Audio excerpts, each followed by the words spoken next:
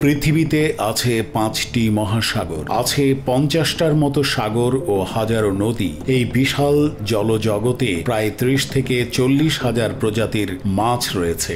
এসব তথ্য জোর দিয়ে বলার উপায় নেই, কারণ এখন পর্যন্ত আমরা বিশাল সমুদ্রের অল্প অংশ সম্পর্কে ভালোভাবে জানি। সমুদ্রের অনেক গভীর অঞ্চল সম্পর্কে এখনো আমাদের অজানা। সেই সমস্ত বিস্ময়কর তথ্য নিয়েই আমাদের আজকের পর্ব।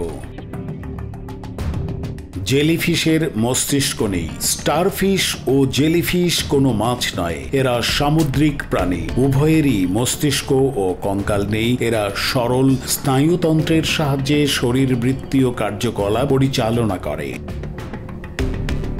বছরে ৩০০ ডিম পাড়ে সানফিশ।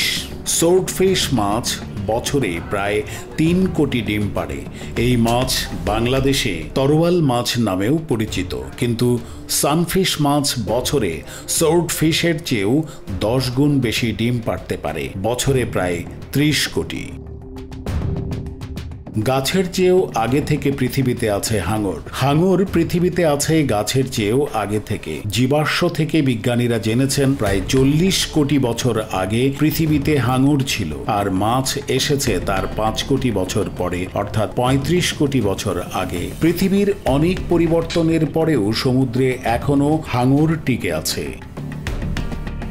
বাচ্চা জন্মাতে ৪৮,০০০ কিলোমিটার পাড়ি। ইউরোপের কিছু প্রজাতির ইল মাছ বাচ্চা জন্মাতে নদী থেকে আটলান্টিক মহাসাগর পেরিয়ে সরগাসো সাগরে পৌঁছায়। এ সময় এদের প্রায় ৪,৮০০ কিলোমিটার পথ পাড়ি দিতে হয়। নির্দিষ্ট নদীতে গিয়ে বাচ্চা ফুটিয়ে আবার ফিরে আসে আগের জায়গায়। হাঙরের হাড় নেই। হাড়ের পরিবর্তে হাঙরের দেহ কার্টিলেজ দিয়ে তৈরি। এটি নমনীয় ও মজবুত টিস্যু। আমাদের নাক ও কানের ভেতরেও হাড়ের পরিবর্তে কার্টিলেজ থাকে।